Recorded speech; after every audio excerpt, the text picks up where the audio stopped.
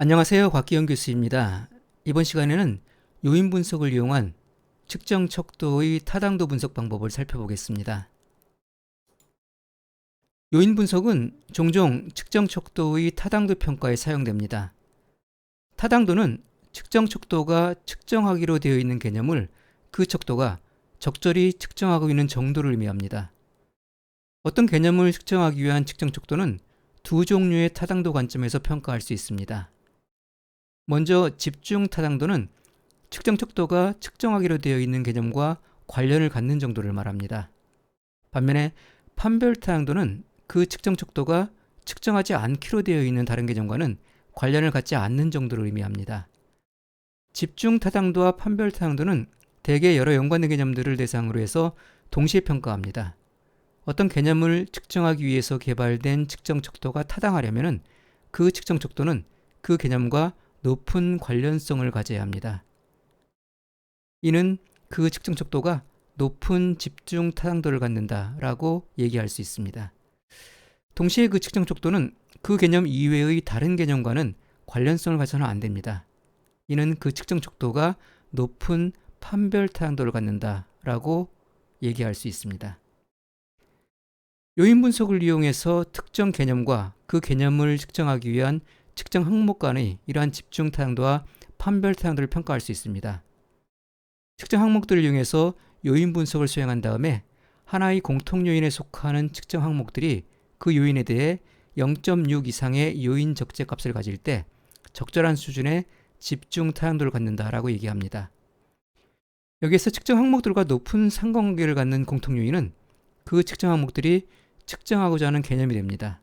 보통 이 개념은 연구 모델에서 변수로서의 역할을 합니다. 이 측정 항목들이 다른 요인들에 대해서는 0.3 미만의 요인 적재 값을 보일 때 적절한 수준의 판별 타당도를 갖는다라고 얘기를 합니다.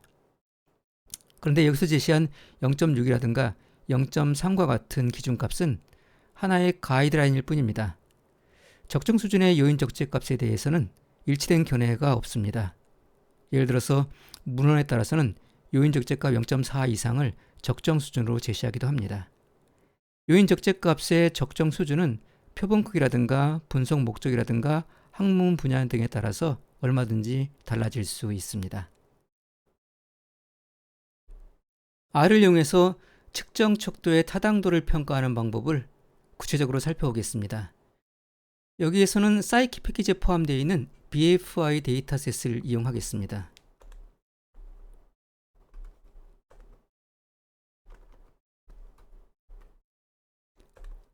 BFI 데이터셋을 이용해서 측정 척도의 타당도를 평가합니다. BFI 데이터셋은 사람의 5가지 성격을 성격당 5개씩 총 25개의 설문 항목으로 측정해서 기록한 데이터셋입니다. 5가지 성격과 대응되는 설문 항목과의 관계는 bfi.keys 변수에 저장되어 있습니다. 보시면은 5개의 성격별로 각 5개의 설문 항목이 대응되는 걸 볼 수가 있습니다. 여기 마이너스로 표시되어 있는 것은 리버스 코딩, 즉 역코딩된 그러한 설문 항목입니다. 이 25개의 측정 척도가 각각 대응되는 5개의 성격으로 잘 묶이는지 요인 분석을 통해서 확인해 보겠습니다. 설문 항목에 해당하는 처음 25개열을 대상으로 요인 분석을 수행합니다.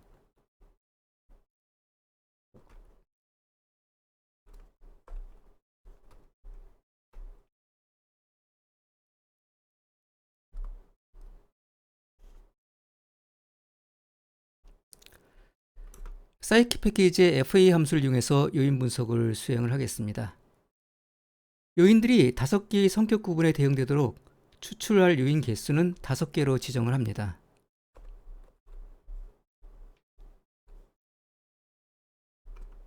그리고 요인을 회전하는 방법은 Verimax로 사용하겠습니다.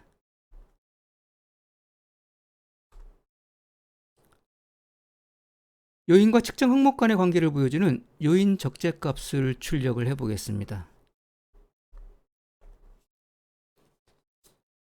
출력된 요인 적재값을 보시면은 대체로 측정 항목들은 특정 요인과 상대적으로 높은 요인 적재값을 갖고 있는 것을 볼 수 있습니다. A1부터 A5까지의 설문 항목은 MR5라는 요인과 높은 상관관계를 가지고 있습니다. 그리고 C1부터 C5까지의 설문 항목은 MR3 요인과 높은 요인 적재값을 갖고 있는 걸 볼 수가 있습니다. 그리고 E1부터 E5까지의 측정 항목은 MR1과 높은 상관관계를 갖고 있는 것을 볼 수가 있습니다. 그리고 N1부터 N5까지의 설문 항목, 측정 항목은 MR2와 높은 상관관계를 가지고 있고요. 그리고 끝으로 O1부터 O5까지의 설문 항목, 측정 항목은 맨 끝에 있는 MR4 요인과 높은 상관관계, 요인 적재값을 갖고 있는 것을 볼 수가 있습니다. 그래서 대체로 특정 측정 항목들은 특정 요인과 상대적으로 높은 요인 적재값을 갖고 있고, 또한 이러한 각 그룹의 측정 항목들은 각각 대응되는 요인 이외에는 낮은 상관관계를 갖고 있습니다. 예를 들어서 A1부터 A5까지의 측정 항목은 MR5 요인과 높은 상관관계를 갖고 있는 반면에 다른 요인과는 낮은 상관관계를 갖고 있는 것을 확인할 수가 있습니다. 물론 간혹 그렇지 않은 것도 있습니다. 예를 들면 O4 같은 측정 항목은 다른 항목과 달리 MR4와의 관계가 상대적으로 낮습니다. 요인 적재값이 0.4 미만으로서 0.374로서 다른 항목에 비해서 낮은 것을 볼 수가 있습니다. 이런 측정 항목은 해당 개념을 적절히 측정한다고 볼 수 없기 때문에 분석 목적을 위해 필요한 경우에는 제거하는 것도 생각해 볼 수가 있습니다.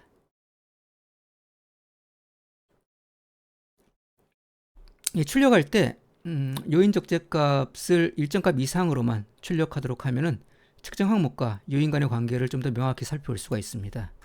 예를 들어서 요인 적재값이 0.4 이상만 출력을 해보겠습니다.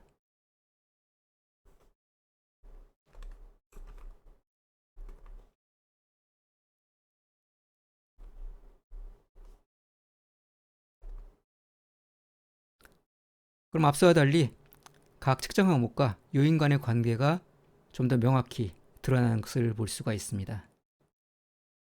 다시 확인했다시피 이 각 측정 항목은 특정 요인, 여기서는 사람의 성격입니다. 이 특정 요인과 밀접한 관련을 갖는 것을 알 수 있고, 따라서 이 측정 척도는 5개의 사람의 성격을 적절히 잘 측정하고 있는 것으로 판단을 할 수가 있습니다.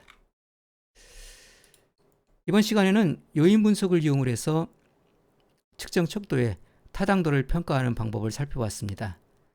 다음 시간에 또 뵙도록 하겠습니다.